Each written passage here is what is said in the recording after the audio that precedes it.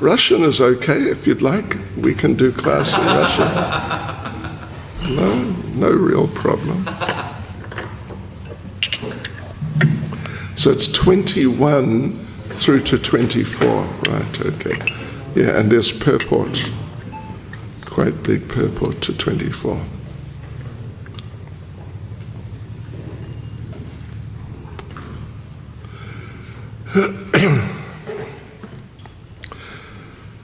Jai Radha Madhava Kunja Bihare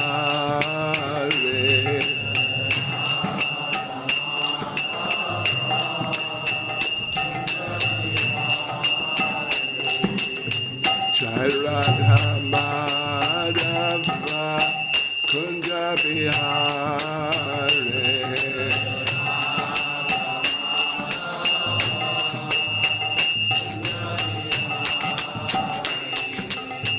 Gopi Jana Vallabha Girivaradhare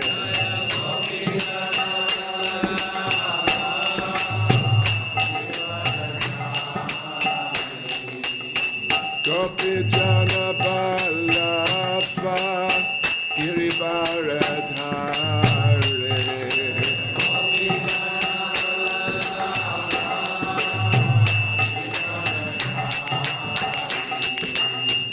Yashodanandana Vrajajana Ranjana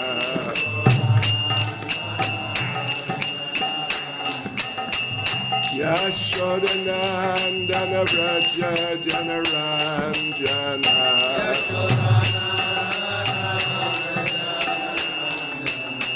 Yamunatira Vanachare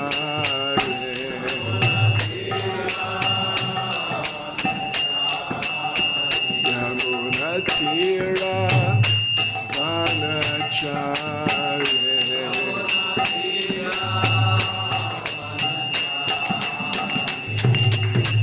Jai Radha Madhava Kunja Bihare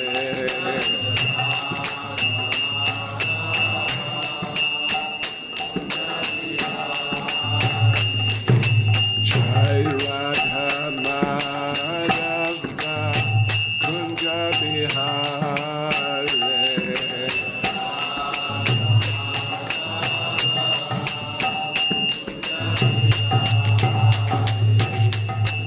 Gopi Jana Vallabha Girivaradhare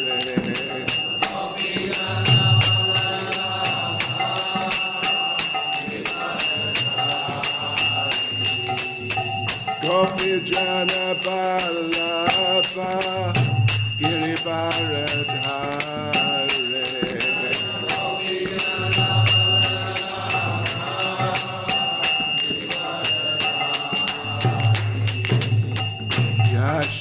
Yashodanandana Vrajajana Ranjana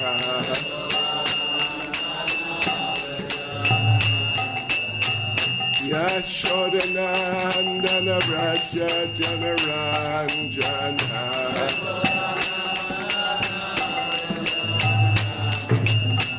Yamunatira Vanachare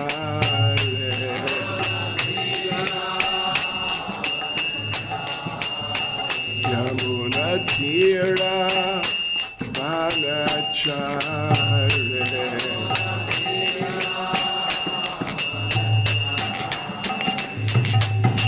Jai Radha Madhava Kunja Bihare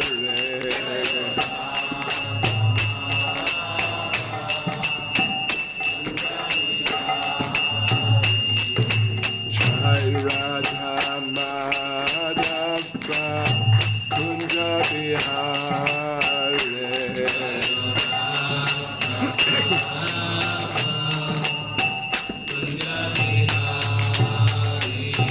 Jai Prabhupada Jai Prabhupada Prabhupada Jai Prabhupada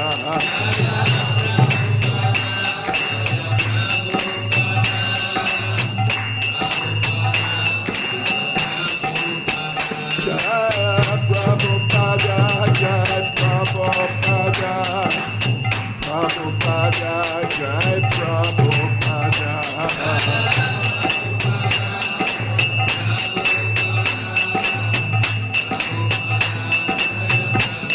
Jai Jai Prabhupada, Prabhupada, Prabhupada, Prabhupada.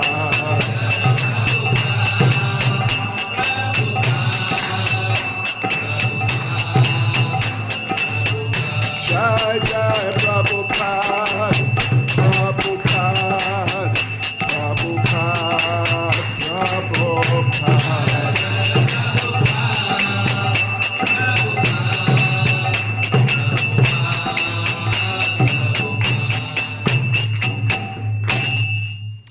Jai Vishvad, Paramahansa, Parivrajacharyas, Status, His Divine Grace A.C. Bhaktivedanta Swami, Srila Prabhupada Ki, ISKCON Samstapakacharya Srila Prabhupada Ki, Grantharaj Srimad Bhagavatam Ki, Shishigoni Tai Ki, Gopremanande, all glories to this Amal devotees, all glories to this Amal devotees, all glories to this Amal devotees, all glories to Sri Guru and Sri Gauranga, all glories to Srila Prabhupada.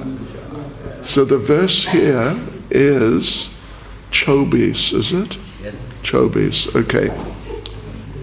So first of all, I'll read the verses before 21, 22, and 23, and then we'll read this together.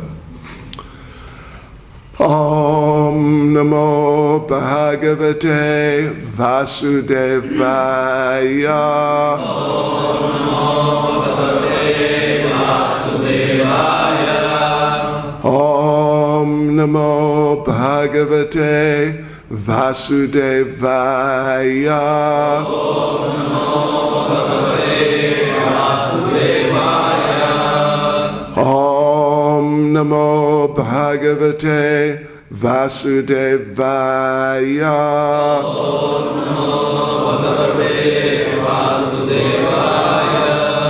So, Srimad Bhagavatam, Canto 11, Chapter 1, the curse upon the Yadu dynasty, and we will read verse 21, then 22, 23, and then we'll read 24, which has a substantial purport. So, okay, I'll just read 21.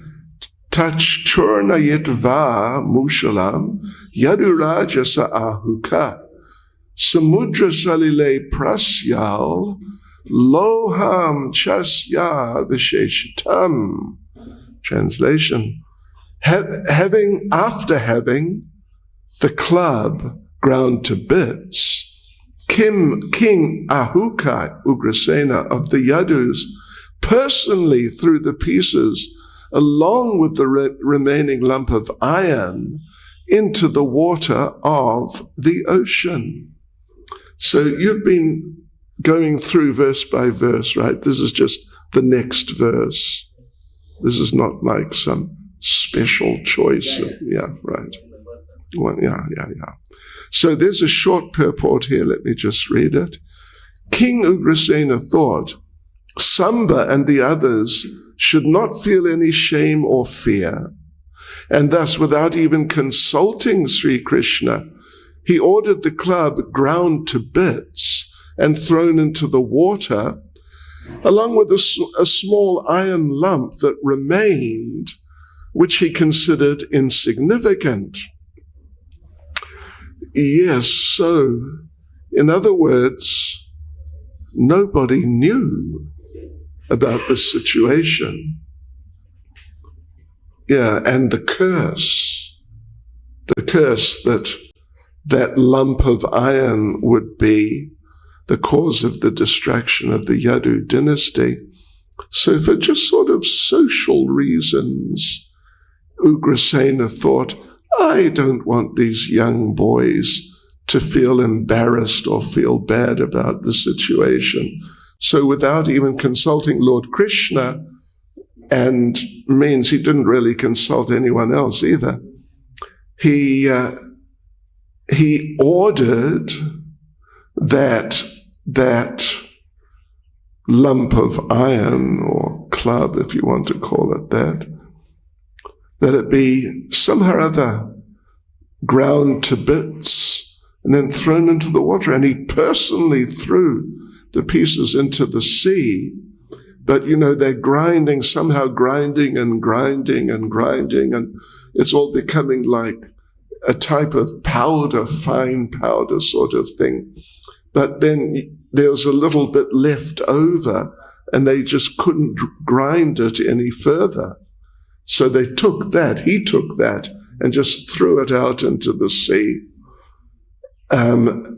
And along with the powder, which he threw out into the sea. And he assumed that was that. That was it. Finished. Back to life as usual. Little did he know that it was not like that. Verse 22. Kaschin matsyo grasil loham churnani paralaistata uyamanani layam lagnan yasan kilairaka. A certain fish swallowed the iron lump, and the piece of iron, means sort of like the powder or whatever, carried back to the shore by the waves, implanted themselves there and grew into tall, sharp canes. 23. Matsyo grahito matsyagnair jalinanyai saharane tasyodara gatam loham sashalye lubdako karot. The fish was caught in the ocean along with other fish in a fisherman's net. The iron lump in the fish's stomach was taken by the hunter Jara, who fixed it as an arrowhead at the end of his shaft. And verse 24. Bhagavan Gyata Sarvartha Ishvaro Pitad Anyata Kartom Naichchad Vipra Shapam Kala Rupi Anvamodata Bhagavan Gata Sarvartha Ishvaropi Tad Anyata Kartum Naichchad Viprashapam Kala Rupyan Vamodata Bhagavan Gyata Sarvartha Ishvaropi Anyata Kartum Naichad Viprashapam Kala Rupyan Vamodata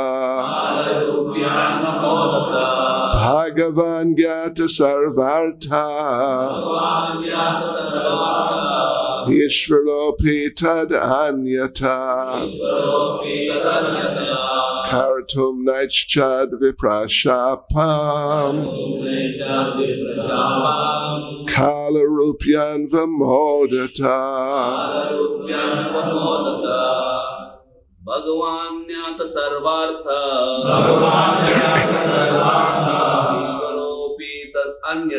Ishvaropi Tad Anyatha Kartum Naichad Viprashapam Kala Rupya Anvamodata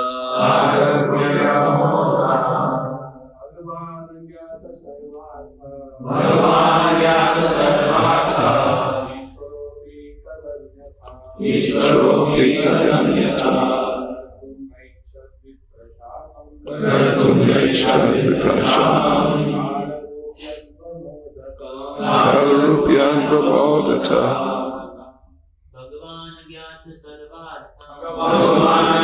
Sarvata.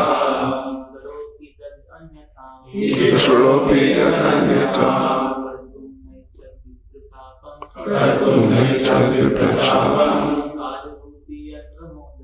Kalarupyan Vamodata.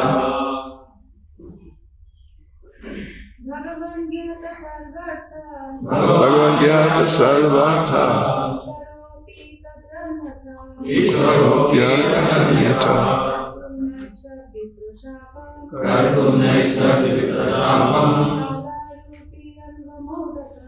Kalarupyan Vamodata.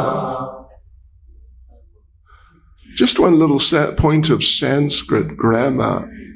In the last line, Kala Rupi Anvamodita. If you just look at the actual Devanagari, you'll see that it's not Rupi.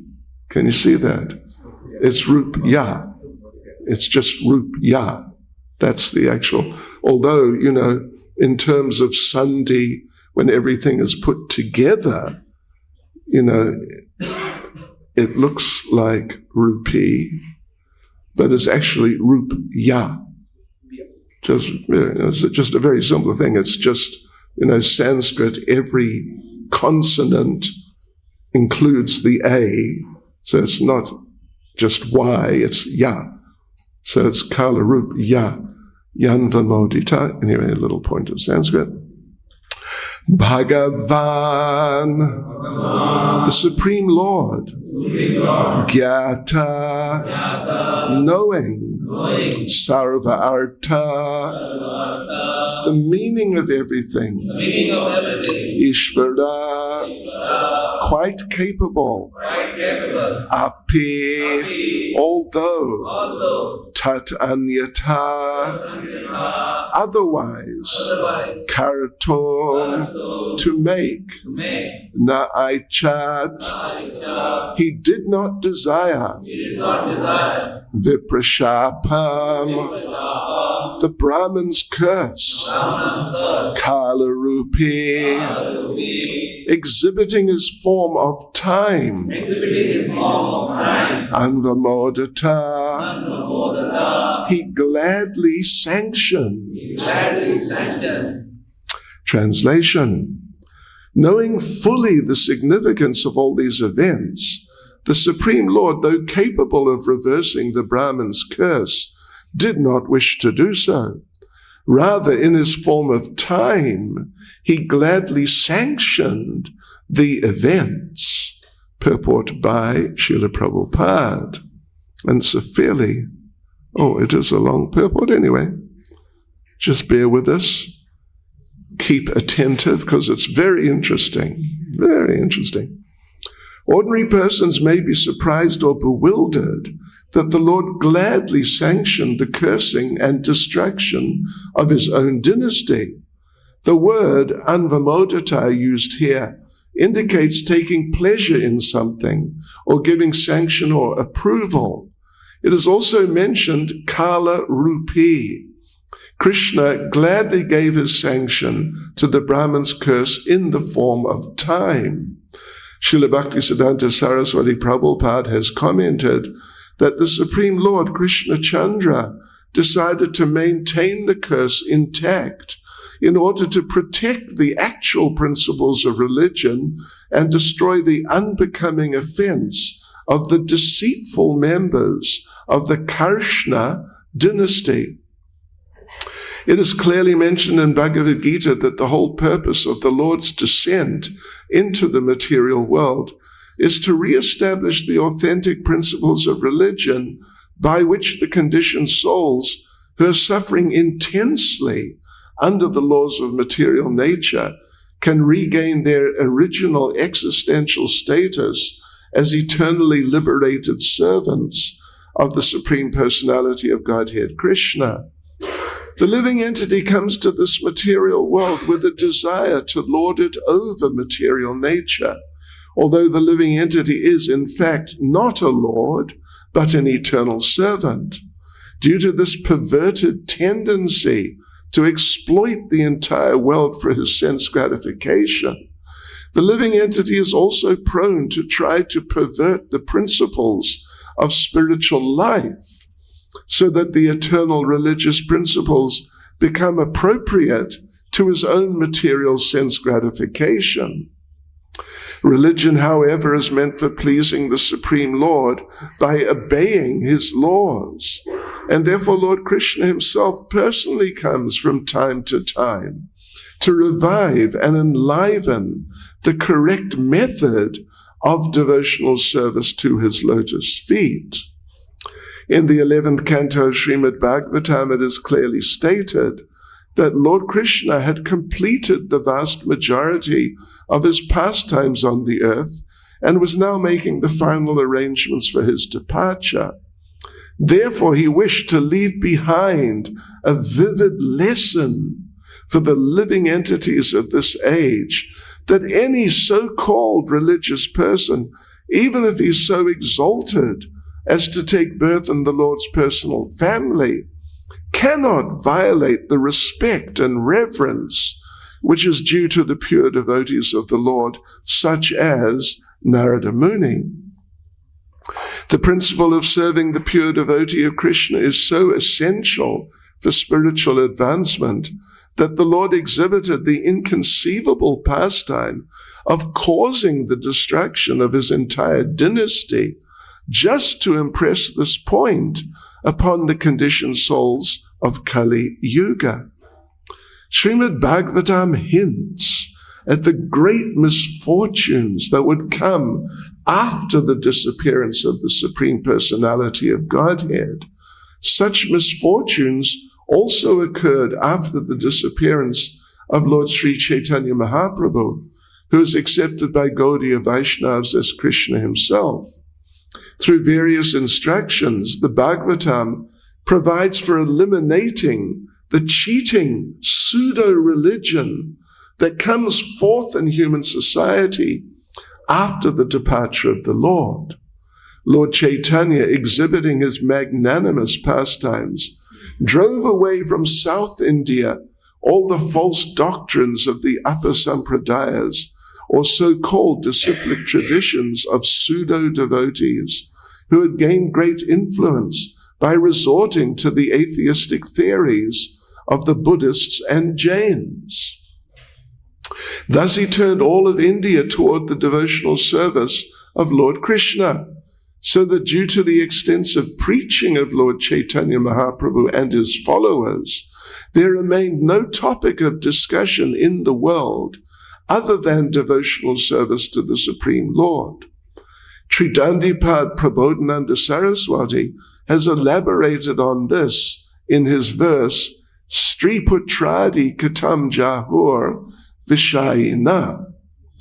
Sri Narahari Sakha Thakur, in his book Krishna Bhajana Marita, has corrected the improper statements of the Gauranga Nagari Vadis, Sakhi Beka Vadis, and others of the 11 pseudo-disciplic chains that claim to follow Sri Chaitanya Mahaprabhu.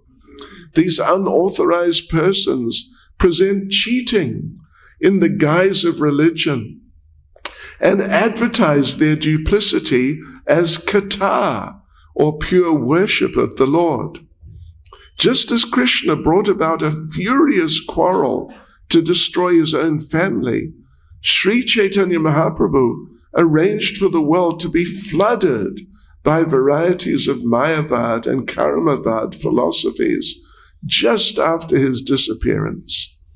He did this to destroy persons who belonged to the 11 upper sampradayas, or unauthorized disciplic traditions, as well as the many other upper sampradayas that would appear in the future, and presume to call themselves devotees of Sri Chaitanya Mahaprabhu, or pretend to be descendants in his family line. At the same time, Chaitanya Mahaprabhu arranged for his own men to be kept away from the pseudo-devotion of these cheaters. The devotees of Lord Gaurasunda, Chaitanya Mahaprabhu, can discern the mysteries of his pastimes that manifest in the pastimes of Lord Krishna.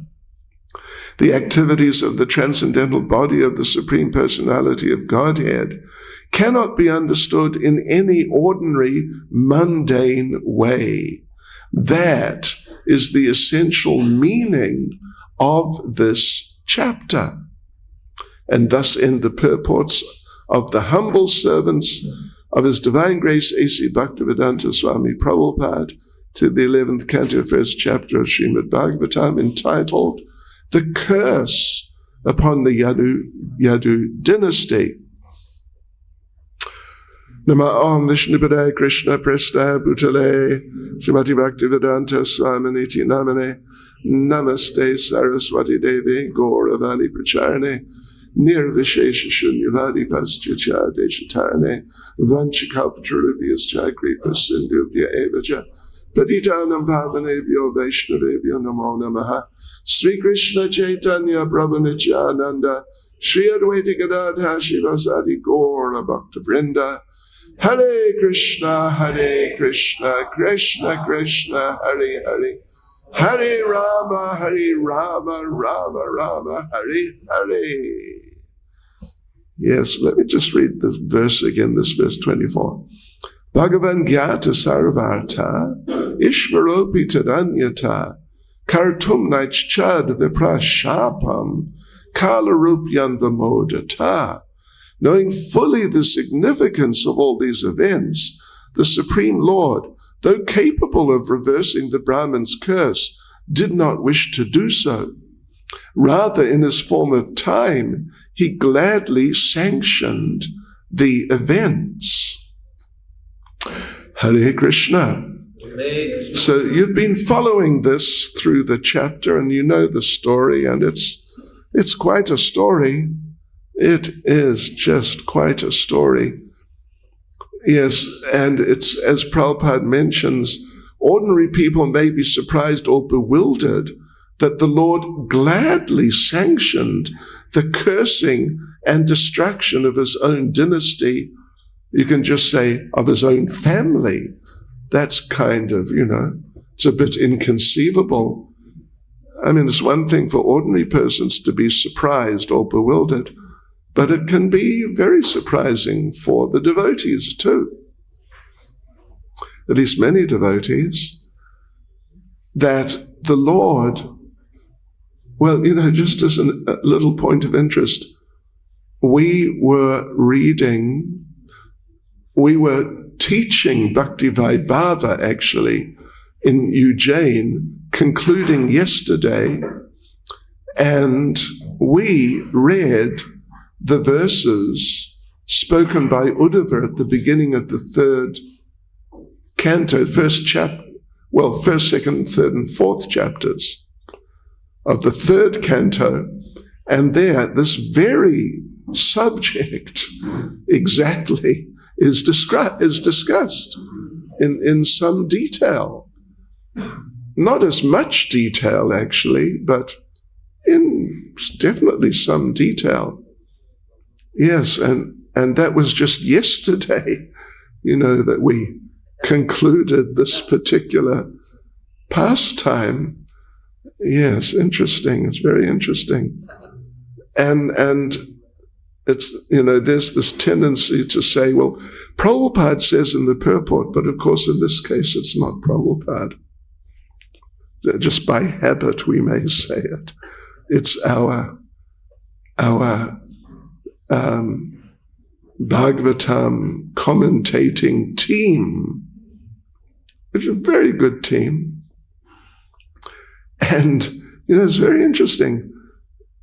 They point out this word, anvamodita, which is last verse last word in the verse, that the Lord gladly sanctioned, gladly allowed this to happen.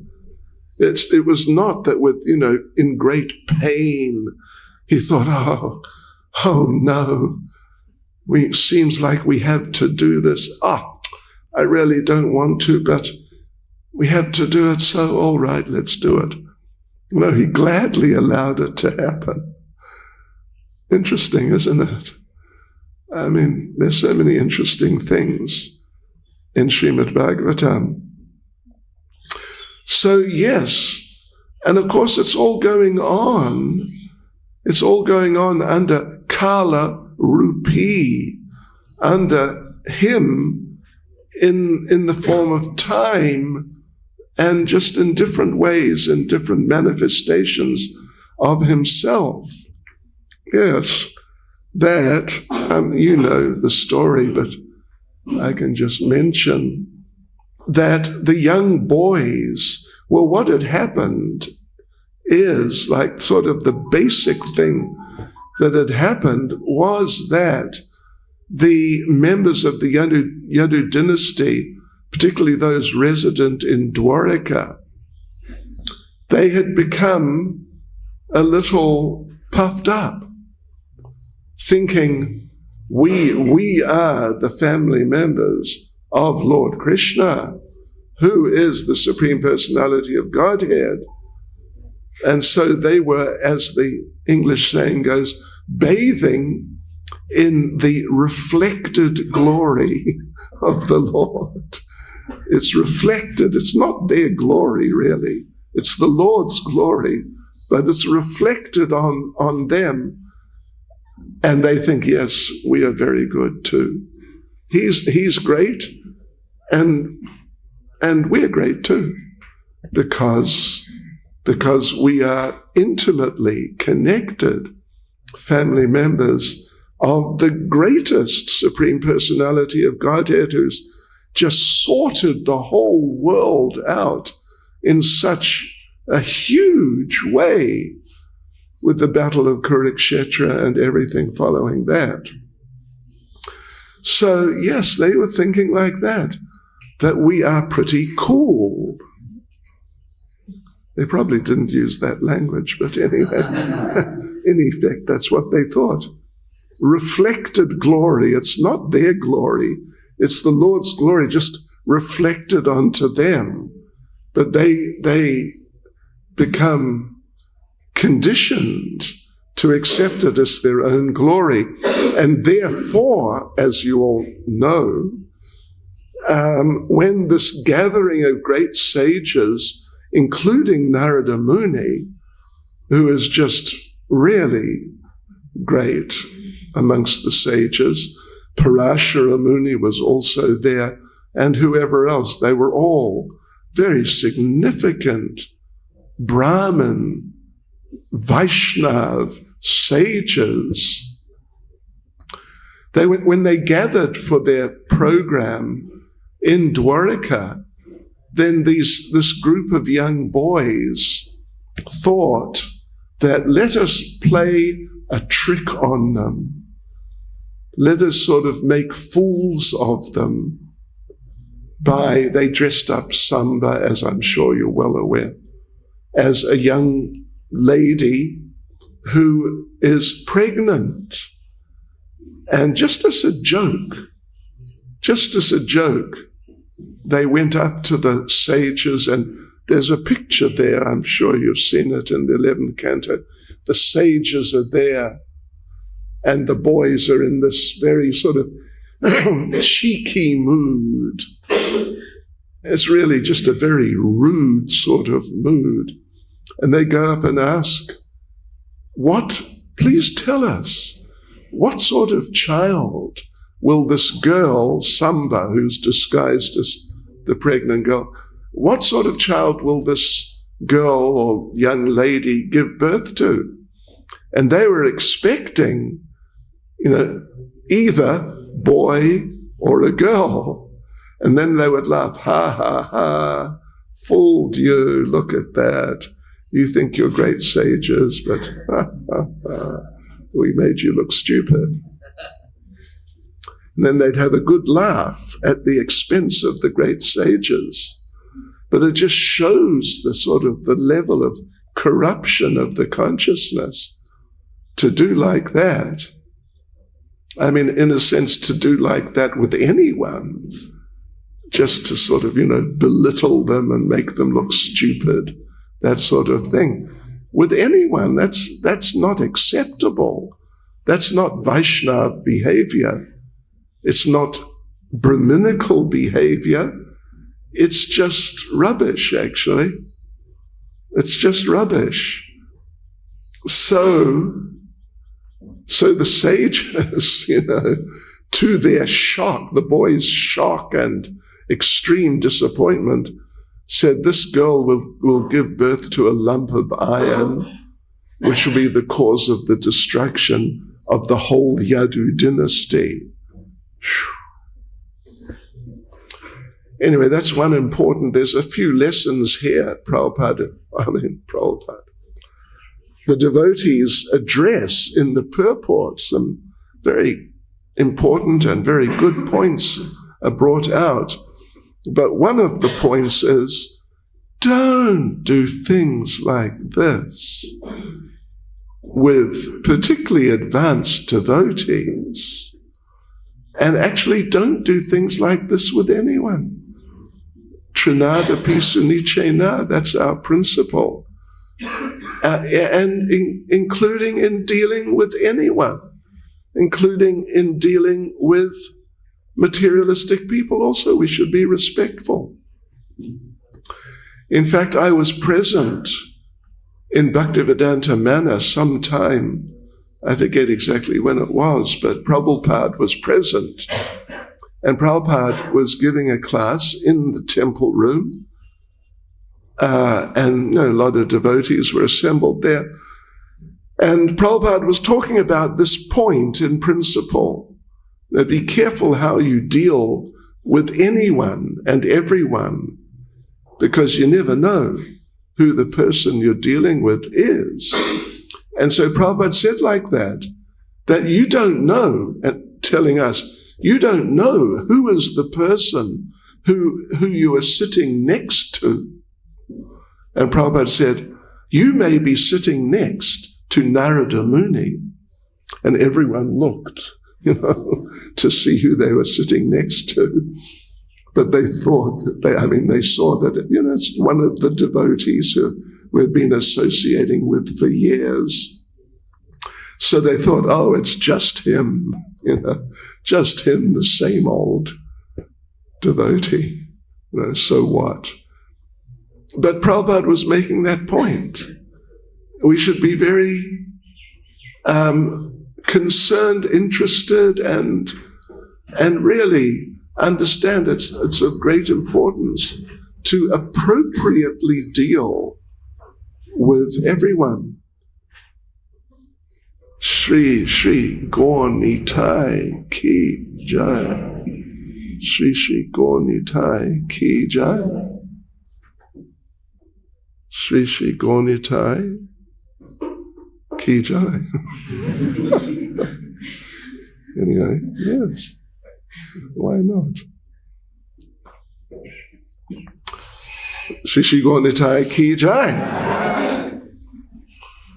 And it's interesting in this regard, it's interesting that I don't know about in India, but in the Western world particularly, and practically the whole world, a particular type of humor is very popular and very prominent. And that humor is of sarcastically making jokes about, almost anyone really, but particularly about the president of the country and his, colleagues and people like that. It's just such a common and popular form of humor. Yes, now Mr. Trump has become the president, and so those who are on the other side and on television, they're making jokes. And people really laugh because in a certain sense, they're really funny jokes, actually, because he is a bit of a murk, you could say. Everyone's a bit of a murk, actually. It's just that some are bigger murks than others. some are mahamurks, some are mega murks. So, you can see how people would find it amusing to see this person has big post, but actually he's a murk, and he does sort of murky things. Excuse my Hindi, but you get the idea. And it's so common. But it is said, not that, in fact, I'm not sure if Prabhupada himself said it, but it's definitely said that sarcasm is humor in the mode of ignorance. It's tamagun, humor, to use sarcasm to make people laugh, and to laugh yourself. Yes, right. So that's what those boys were doing. They wanted to get some response like girl or a boy, kind of like standard response, or maybe, well, looks to us like either a boy or a girl, which would be a joke also in a sense. But so in that way they thought they were going to get a good laugh and tell all their friends at school that just see what we did with these big sages. Ha ha, they're not such big sages really. They're pretty stupid. It's not nice. It's really not nice at all. It's not nice to do with anyone, and particularly with important or just great devotees. And you can only expect, if you do like that, you can only expect that you'll get some really significant reactions which will hurt you, that it'll really hurt you. And that's what happened. What to speak of hurting, it killed at least the great majority or a great number, all the Yadu men who were demigods who had descended. The others who were not, they remained back in Dwaraka, like Arjuna. Arjuna was there. He's an eternal associate. He didn't go there and get caught up in this whole thing. And so then a little later, well, immediately after basically, he returned to Hastinapur, and it's in what chapter of the first canto, tell me? I think it's 13th. He meets with Yudhisthira. Yudhisthira doesn't know because he has not been using his WhatsApp. Yeah. He was boycotting social media. So he didn't know that Krishna had left this world, although it was some weeks before. And he didn't know, he hadn't heard the news, although he saw omens, different things happening, like thunder without lightning, and like low-class animals like dogs, walking past him on maybe the right side or one side or the other. These are inauspicious omens, whole lot of inauspicious omens. And so he was thinking, something really bad's happened. It's one thing if the left side of a man's body twitches a bit for a little while. It's another thing if every day for weeks you see these like heavy omens happening all around you. So Arjuna had not gone out there to Prabhas. He'd stayed in Dwaraka. So then he returned and told Maharaj Yudhisthira, but it took time to get there. You know what it's like. From Dwaraka to Delhi, you're talking about more than 1,000 kilometers, I guess. Yes. And it would take, on a horse or a chariot, it'd take a good few days to get back good few weeks even. So, right. So anyway, that's a lesson from this whole thing, one lesson, which we really need to learn because, familiarity breeds contempt. And we're just prone to try to sort of elevate ourselves by putting others down. If someone is up and you are sort of a bit down, but you pull them down beneath you, then you're automatically up. Although actually your position hasn't changed, but it's just a relative consideration. You have now become relatively up. So now you can look down on that person who previously was, more important than you or accepted like that. So yes, it's such an important thing to be respectful of devotees first, and ultimately of everyone, because everyone's an eternal spirit soul, part and parcel of Krishna, and everyone has an eternal relationship with Krishna, even though they may not have realized it or may be a long way away from realizing it, but still it's there, and that has to be recognized. Just like in Madhurya Kadamani Srila Vishwanath Chakravarti Thakur, in the chapter, I forget the number, but where he's discussing Anatha Nivritti, he makes the point that there are 26 qualities of a devotee. That's quite well known. The main one is, Krishna Akarshani, or something to that effect. Huh?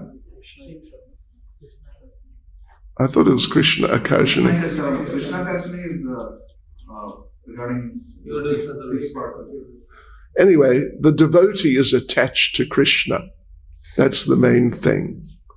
And he talks about how, in these exact terms, how we need to be respectful to all devotees. And he says, even if some devotee, like member of the devotee community, has only that quality, and the other 25, they are just really lacking. Like, he's not humble, he's not poetic, he's not learned, and etc., etc., etc. Because that one is considered the main quality. But still he should be respected as a devotee, and one should not think that now it is acceptable to belittle him because he has so many other disqualifications or shortcomings in terms of spiritual development. But if he has attachment for Krishna, he has to be recognized as a devotee and treated like that. And of course, his shortcomings can be addressed, like by preaching and trying to help him to improve himself. But be careful of thinking that now you have like a license to belittle him, that, he's a stupid person who just happens to be a bit of a devotee. One shouldn't do that. Yes, so anyways, some other points are here which Prabhupada addresses, yes, isn't it? Which our devotees address. That, well, one thing I saw which rang a bell with me, it's about Prabhupada talks, this habit. Just have this habit. Whenever you sit down to give a class, you just say, Prabhupada said this, and that's how it is.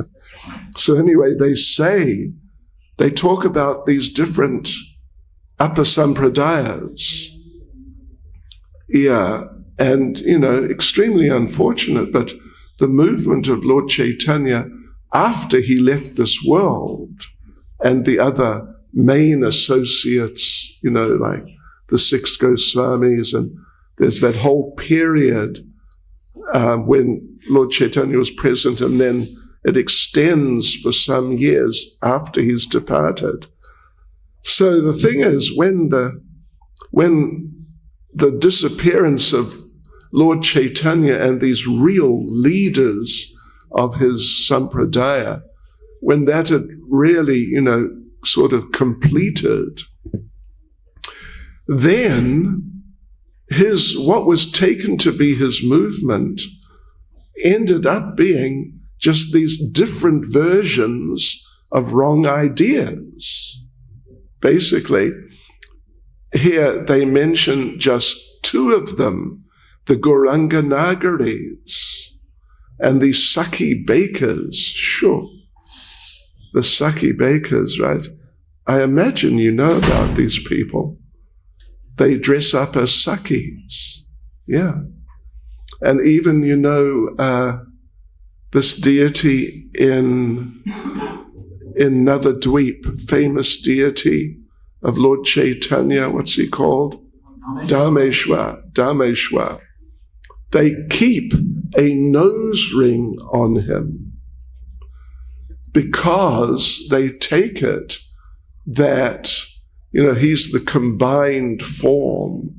So therefore he becomes like womanly sometimes. So they keep a nose ring on him. Yeah. And it's, it's a very beautiful deity. And the devotees there are friendly, but, they're a bit sort of off the track, unfortunately. And so when I was, and the Gauranga Nagaris, the Gauranga Nagaris, they feel that, among other things, that Lord Chaitanya has conjugal relationships with some of his male devotees. Hare Krishna. And, they have a sort of, I don't know if it's really their headquarters, but they're very prominent in, what's the name of the place? What's the name of that place? Just past Katwa?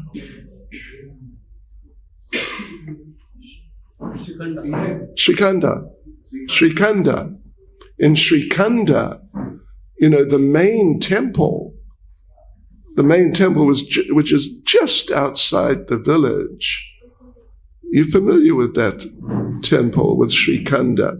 Not in the center where you get those 3 temples together, but just outside. It has, it's quite a fairly substantial establishment. And in it, they have one building which is elevated, like, at least 1 floor higher than the ground level. And on the top, it's small, but there's a room. And they put the deity of Lord Chaitanya that they have there in that room on some day, I forget what day it is exactly, so that Lord Chaitanya can have conjugal pastimes with some of his male followers. Hare Krishna. We should be shocked, actually. And, they're sort of friendly Vaishnav types. And you think, nice devotees. But, they follow this sort of idea. And all these the 11 principal upper sampradayas, even though, you meet them and they're generally friendly Vaishnavas, and you think, they're nice. But they got some real misconceptions, like tragic misconceptions, which have permeated sort of at least you could say, Bengali, like Gaudiya Vaishnav circles to a very large degree. Yes, and even other groups, like the Vallabhacharyas, the Gujaratis, and, the other groups. I remember many years ago, it was 1973, there was a group of us on traveling Sankirtan distributing books in England. And we stayed for a few nights, like 3 nights maybe or something, at least 3, maybe 4, in the house of this one nice Gujarati family. Husband and wife, the husband's mother, and their, I think, 2 sons they had, the husband and wife. So they let us stay, and we stayed there, and they were nice to us, and they were Pusti Marg, Vallabhacharya people. So they're vegetarian and, they're nice, basically. So we had arti one evening in their main living room, and they attended, and we were all there, and there was like about 6 of us, brahmacharis. So we had this kirtan, nice kirtan, quite rousing kirtan. And their altar was something, it was more than this, but it was something like this. It was a big bookcase which had a shelf at one point. So on the shelf they had their altar, and on the altar they had Laddu Gopal, who they called Balmakunda. So we were all facing Balmakunda, and we had the kirtan, and everything was going on. And then Granny, who was, sort of probably my age, like 70-ish, Granny in the middle of the kirtan sort of burst through we were in the front, and she threw herself on the ground in front of Balmakunda. And then she sort of tried to pull herself up by her hands up to the altar level to get to Balmakunda. And she was crying, and it was, one of those exhibitions, and it went on for 5 minutes or so. Climbing up the altar, sliding down, climbing up the altar, sliding down. Yeah, this is definitely what happened. But then the kirtan stopped, everything stopped, and life kind of went back to normal. and Granny came and sat down somewhere in the sitting room on one of the chairs, and we were there because we were staying actually in that room. And then the children come, these 2 boys who are young, like, preschool, 4, 5, 6, that sort of age. So, they're just little children. And they picked up Balmakunda off the altar, and they're sort of passing him between each other and doing this and that with Balmakunda. And suddenly one of them threw Balmakunda. Poor old Balmakunda went flying and banged against the wall and fell down onto the floor. This is inappropriate, an inappropriate way of dealing with a deity. And so they both got into it. And Balmakunda was flying this way and that and bouncing off the walls and crashing on the ground. And Granny was sitting there, whatever, she was just sort of sitting there. And Balmakunda was flying past her, and she wasn't reacting at all. Nothing. She didn't tell them that, stop this, you can't do this. She didn't say anything. So in other words, that was evidence that when she was trying to climb up to Balmakunda, it wasn't real. It was just some upper sampradaya sort of idea. which she had picked up, that, if you shows emotional symptoms like that, people think, oh, look, wow, this is a great devotee. It was something like that. And poor old Bal Mukunda, fortunately, he was made of metal. Otherwise, he would have been smashed. I mean, it's terrible, isn't it? It's crazy, actually. It's crazy. So it's interesting, not Prabhupada, but our commentators make the point that the way it's described here, that Lord Chaitanya arranged for his own men to be kept away from those people, those cheaters, at least for some time. Yeah. Because you may not, even though I assume some of you are Bengalis, you may not have been exposed so much to it. And certainly, if you're from other parts of India, you wouldn't, I guess, have been exposed to, the real Sahajya stuff. And certainly us from the Western world, we didn't know anything about these things at all. Yes, so yeah, after Lord Krishna disappeared, then things went down.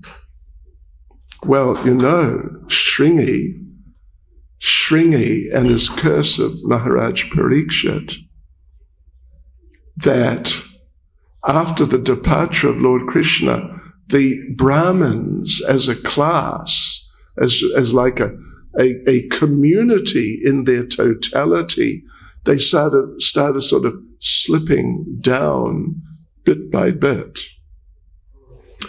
And so one of the examples of one way that they were slipping or had slipped was that they did not educate and control their children sufficiently. So therefore Shringi, he knew how to curse, but he didn't know that you shouldn't curse. Particularly someone like the king. Yeah. And you see how Shringi talks to his friends about Maharaj Parikshit. He's just so crude and offensive in the way he speaks about Maharaj Parikshit, that situation, of course, very unusual. But otherwise, Maharaj Parikshit has lived as a perfect devotee king for his whole life. And there's this special arrangement, which was actually the Lord's arrangement, that he would do something which seemed like not nice with Shamika Rishi, put the skin of a snake around his neck. It's not nice. But, if Shringi had thought that, actually this Parikshit, for so many years up till today, he has been a perfect Vaishnav king. And now this has happened. There's something going on here. He didn't think like that.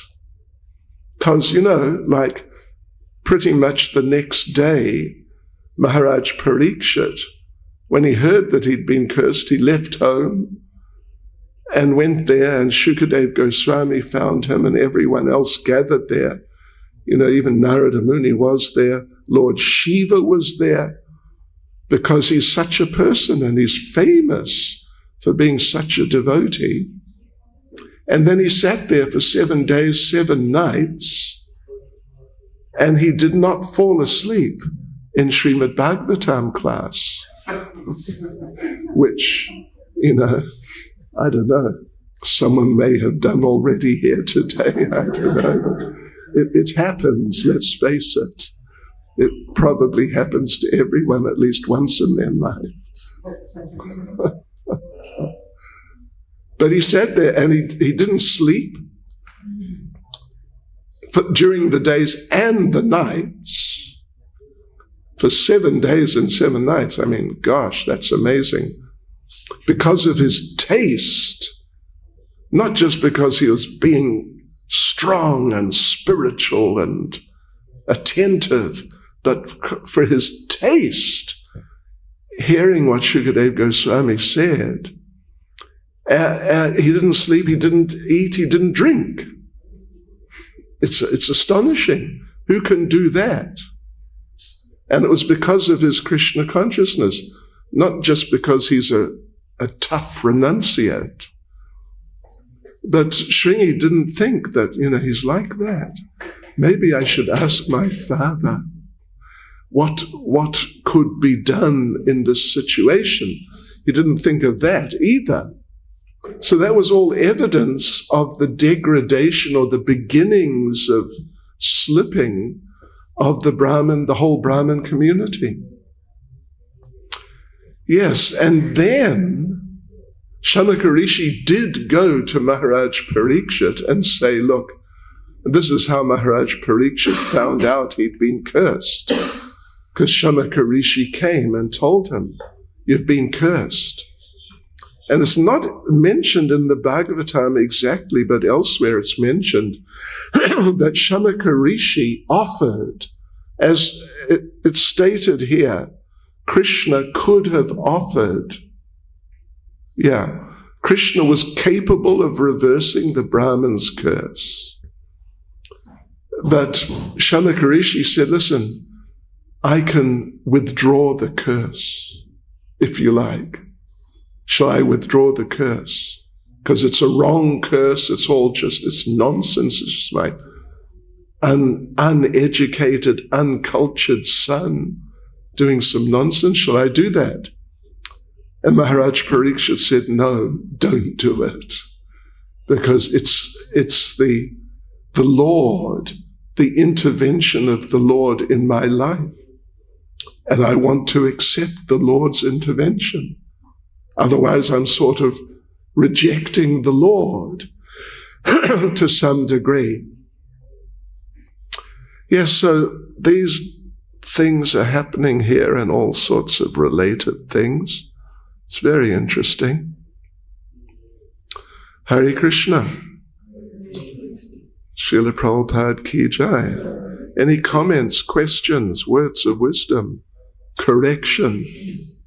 Here we see that we are seeing Krishna's disappearance, and then he is destroying his entire family through this episode of curse of Brahmanas. And in purport it mentioned that after disappearance of Lord Chaitanya, all Apasambhadayas came up and destroyed all the. So I did not get proper understanding, so I just wanted how both were related and how they're related. Yeah, right. Well, the thing is, when Lord Krishna disappeared, it had already happened. That's the thing, it had already happened. That the Yadu dynasty had already become somewhat degraded. So, in the case of Lord Chaitanya, it was mainly shortly after that the Vaishnavas became degraded. But in this case here with Lord Krishna, his family, who were the main devotees, pretty much, they'd already become degraded. Yes. And the evidence, the sort of prominent evidence, is what these boys did, It's really bad. If they had been properly trained, they would never do a thing like that. It's just inconceivable. Yeah. But somehow or other, things had started to deteriorate, so they had not been corrected from doing that sort of thing. Prabhu.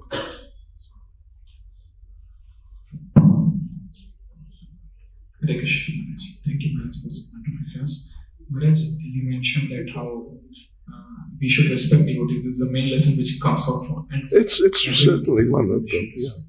We see in our day-to-day life in the devotee circle that some of our seniors we can respect because we have a natural respect for them.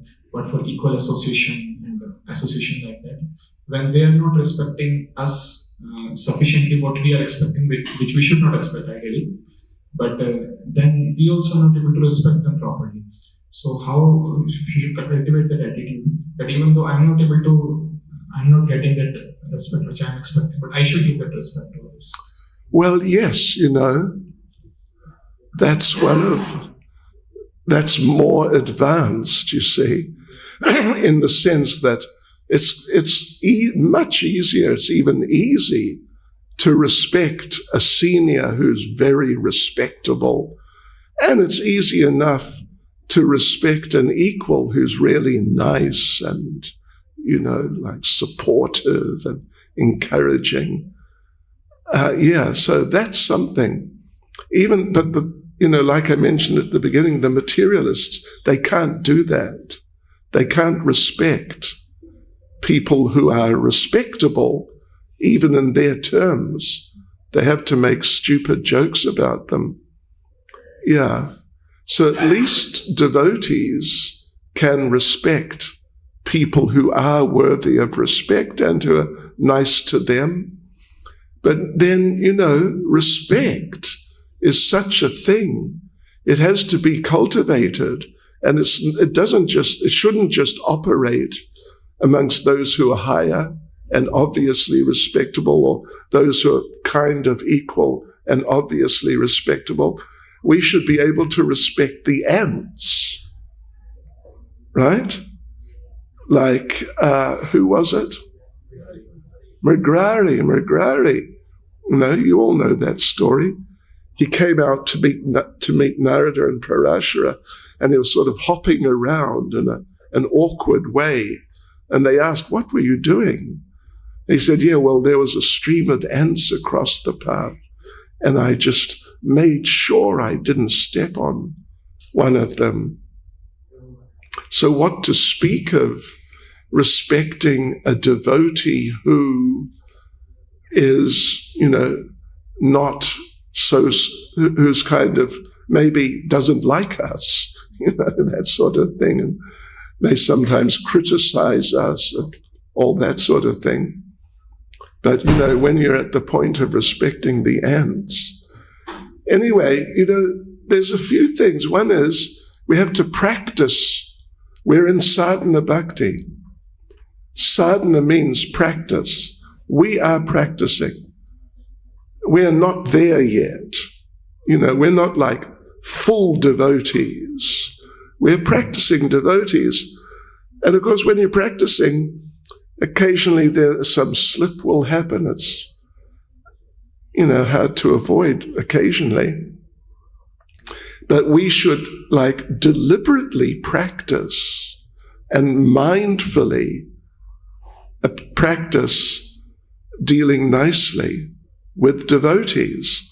And, if there's some devotee who doesn't treat us nicely, then it's nice to try and make a program of giving that devotee some special nice attention, despite the mind's tendency to, want to reject him or react negatively. But we should do like that. And that will help us because, if you don't practice tolerance and respect, it's not likely that these things are just going to come out of nowhere. I mean, they come through practice, so in a sense out of nowhere. But we should try and accelerate by deliberately trying to cultivate. And that will help, in terms of the general purification which brings the tendency to be more respectful. We should practice. And, an essential part of that practice, like foundation, is really to try to chant attentively. The thing is, if we don't chant attentively enough, then it won't really, it'll be extremely difficult or not possible that these qualities will come either by attempting to practice or just by, the natural effects of progressing, purification. So yes, so if someone insults you and tells you you're a this and a that and something else, you can tell him that actually you don't know how bad I am. You're trying to tell me that I'm bad because you're thinking that will shock me and, I will not like it. I'll become emotional. That, why is he talking about me like that? But you should tell him, actually, you don't know how bad I am. You are practically glorifying me. And if you treat people like that, then they'll think, because they had a strategy to put you down and they wanted to see you go down. But if they see that you don't go down, but actually you sort of come up or, something like that, then they'll realize, oops, my strategy failed, so I better not do it again. These are just some thoughts on the subject. But we should do things. We should try, deliberately, not just when it comes as a natural way we just act, but we should try to cultivate. Krishna consciousness in general is a cultivation. We should try to cultivate nice relationships with other devotees. I remember when the first morning I woke up in the temple in London. I'd never stayed overnight. I'd just been visiting. So then I stayed overnight. Well, I moved into the temple. 1973. 73. This was January the 8th, to be precise, because I moved in on January the 7th. So January the 8th, 1973, I went up to the shower room. They took me up. And there I was. And, there were at least 50 brahmacharis, or at least unmarried men there, and many of them in saffron. But everyone was taking a bath, of course. And you know what I saw? All these devotees are bowing down to each other and going over to the next one and bowing down and going over to the next one and bowing down. And I thought, wow, what's this? Yeah.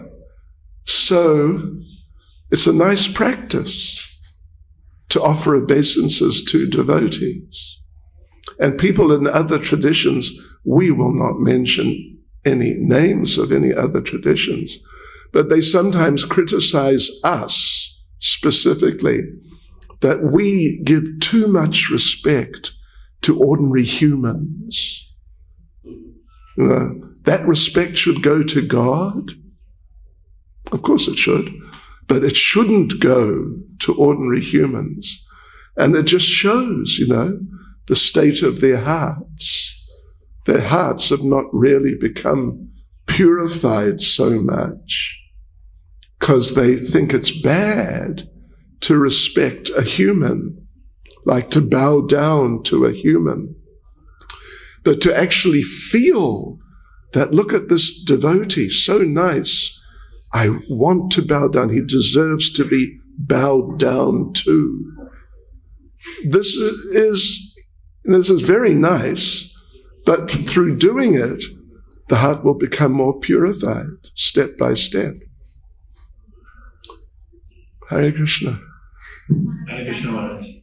So, Maharaj, I'm so glad you brought up this topic that the way which is there is not Rupi but Rupaya. And so the idea I have a question, and I'm not sure whether I should ask the question because I have no intention of disturbing the devotees. But in Sanskrit, when it is translated in English, there is a habit of adding a at the end. So when you look at Govind, it will be written as Govinda. It is, yes. Or Madhav will be Madhava. Or Ram. Or Ram. It's Rama. So lately, I had a comment, and that's why I'm a bit cautious to ask this question because I don't want to disturb the devotees. But this person was saying that in Hare Krishna, when they are saying Hare Krishna, Krishna Krishna, Hare Hare, Hare Rama, Rama Rama, Hare Hare, they are making a mistake because they're saying it's not Krishna, his name is Krishna, and it's only Ram. So they're saying that when they're calling out Hare Krishna, they're actually addressing Draupadi, not Krishna. And Well, Draupadi's Krishna with a long when A. it comes to Rama, in Bengal actually they actually call Ramu or Ramo or something like that. Right. Ramo. So even Prabhupada commented on that Ramo as well, that there is no such word as Ramo. It should be Ram. So can you please, because I can't find anyone better than yourself to address this. Is it really the case where it should be Krishna, Hare Krishna, Krishna, Hare Hare, Hare Ram, Ram, Hare? Well, let me tell you one thing, that I use Google Translator. And when possible, during japa, I take 5 minutes to read, it's like a couple of sentences from Prabhupada making some point. First of all, I read it in English. Then I read it in Russian, because I can read Russian. Then I read it in Hindi, because I can read Hindi, basically. Then I read it in French. Then I read it in Zulu. And then I read it in a language called Afrikaans. So, just for what it's worth, Google Translator, when Krishna comes up, they have Krishna. There's no A on the end at all. N is the last letter. That's Google Translator. That's my experience. And, when I'm in the right place, I do it every day. So, but the thing is, we are not following, some sort of North Indian version of, the languages which is derived of a language which has derived from Sanskrit. Like Bengali is derived from Sanskrit. Hindi is derived from Sanskrit. I mean, with some Urdu, but like Shuddh Hindi is quite Sanskritized. And Gujarati, Nepali, etc. All these North Indian languages, they are derived from Sanskrit. And, they have their local variations. But we, the Hare Krishna movement, we are using Sanskrit. We are using Sanskrit. Actually Sanskrit. And, of course, people who are brought up in one of the North Indian cultures, which has some variation, like the Hindi variation, the Bengali variation, etc., then there are habits. And, one of the habits is to drop the A, in many cases, at least, and maybe only, I haven't really studied enough to say, but maybe only to use the A at the end when there is a long A, the A with the line over the top, in the transliterated form. So I was at a japa workshop years ago, many years, like maybe it was 20 years ago. And this point of when we chant our japa, because generally devotees try to chant fairly quickly. Should we say Ram or Rama? Or does it matter? Maybe it doesn't matter. And I tried to say that it does matter because we are using the Hare Krishna mantra as it is, means in a Sanskrit form, proper Devanagari. And there, well, you know, if the M of Ram was just an M, well, you know how they show that in Sanskrit, the little thing at the bottom, yeah, that shows that, okay, there's no A. Otherwise, you know, there's no letter M, it's Ma. You know, Ma, Pa, Ba. So they've all got A. Yeah, so it must be Rama in Sanskrit, it must be. So anyway, I was sort of trying to argue for that, and one of the other devotees was arguing that it doesn't matter, basically. And, you know, interesting thing that just happened the next day in the workshop is that the devotees played a video of Srila Prabhupada talking about different things, but one thing was how he met Srila Bhaktisiddhanta at Radhakund and associated with him, and Srila Bhaktisiddhanta instructed him to print books. Yeah.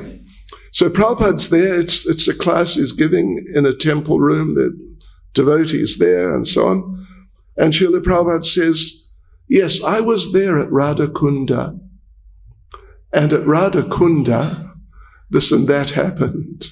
Then I understood, you know, that actually it's best, even though I said Radhakund just now, actually, really speaking, it's proper to say Radhakunda, because that is in fact what the word is. And, you know, we were in Ayodhya a few months ago, October, and Ayodhya is nowadays very Jai Shri Ram. It's very much like that. So we got into it also. But the correct thing is Jai Shri Rama. But, you know, having said that, I would say it doesn't really matter that much. Like the Rama of many Bengalis. Notice that Prabhupada was Bengali. He did not use Rama. And there are many Bengali people, particularly kind of better people, they don't really use that oh. But all it is, it's just a sort of social thing which has developed. And it doesn't really matter that much. Like when the Chinese devotees first came to Mayapur, the first group, we noticed, and it was also many years ago, that Chinese are a little famous for not pronouncing the letter R, but they often use the letter L. So we noticed they were chanting sort of like Hare Krishna, Krishna Krishna, Hare Hare, Hare Rama, Rama Rama, Hare Hare. And some of our devotees means like the most senior devotees thought, you know, we have to give them elocution lessons, you know, pronunciation lessons. There's a famous movie, very famous from quite some years ago called My Fair Lady. And it's about this woman, she's from like really low class, East London, Cockney background.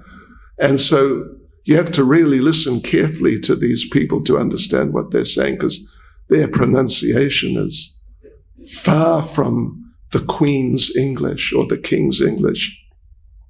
So they gave her elocution lessons, and from being this low-class lady, she became My Fair Lady. So So anyway, so we decided with the Chinese devotees, because we saw they're really nice devotees. So whatever they've been doing, it works. So we thought, leave them alone, you know.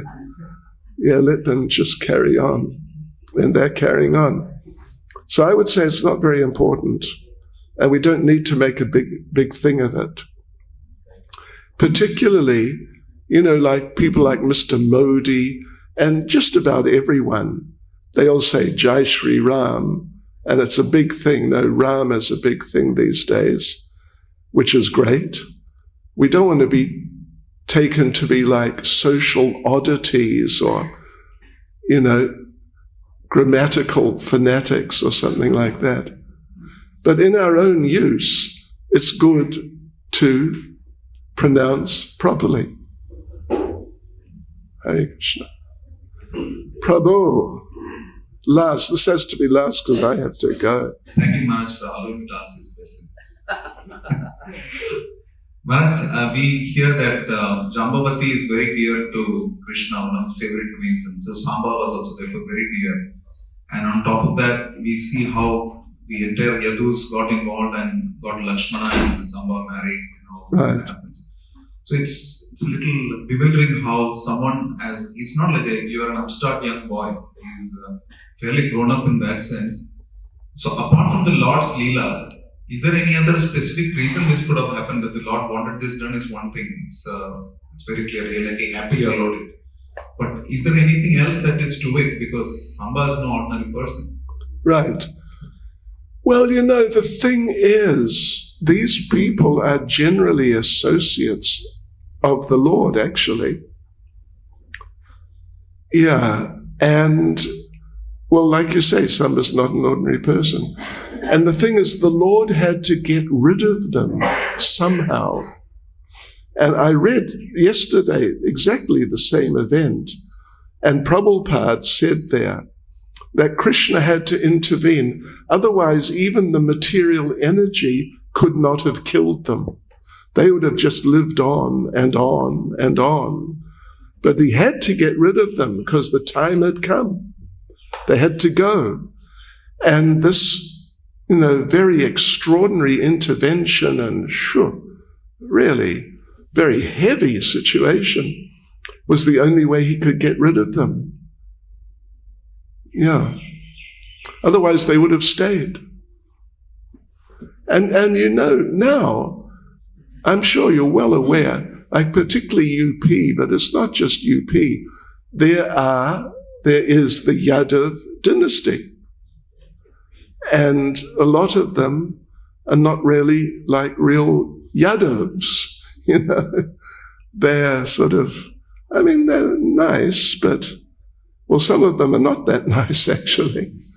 Yeah. So, and it's a continuation of the same thing. Because some of them, if you speak to them, they'll tell you, yeah, you know, we're descended from Krishna, and therefore we're special and should respect us. Is that okay? And you know, as far as other questions go, the thing is, I have to go to Mayapur. I meant to go in 20 minutes to Mayapur, but I'll be back on at least the 24th till the 27th. So there'll be time. We could even have like a specific questions and answers session if we want. But, you know, I saw there's some other hands had gone up. But please, if you don't mind waiting, and you can ask later. Yes. Thank you. As Bhakti Chaitanya Swami Maharaj ki jai. We are extremely grateful, Maharaj, that in spite of your hectic schedule, today you agreed to give class, and today you are going to Mayapur a little bit. Thank you for that blessing. And as Maharaj said, we'll be having Maharaj's session on 24th, 25, 26. And if Krishna will wake up 23rd also, depending on. In the morning on the 27th. No, you come to my Calcutta on 20. And I'm here. I'm here from the, oh, what did you say? 24, 25, 26. And 27 morning, 27 morning. because the flight is at 5 o'clock in the afternoon. 24, 25, 26, 27 morning. And Krishna and Maharaj may come 23rd also. We'll see. I heard there's some special event. I'm not sure. I hadn't heard of it till almost midnight last night when we got here. And I don't know what is expected of me in Mayapur. Okay, Maharaj. So let us thank Maharaj for his wonderful class and wonderful session by loudly chanting 3 times.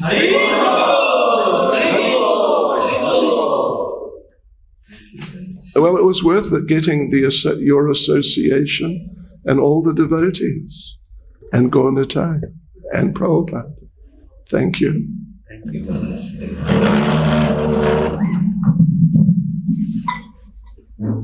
We'll have a special 4-day Katha, Gaur Leela.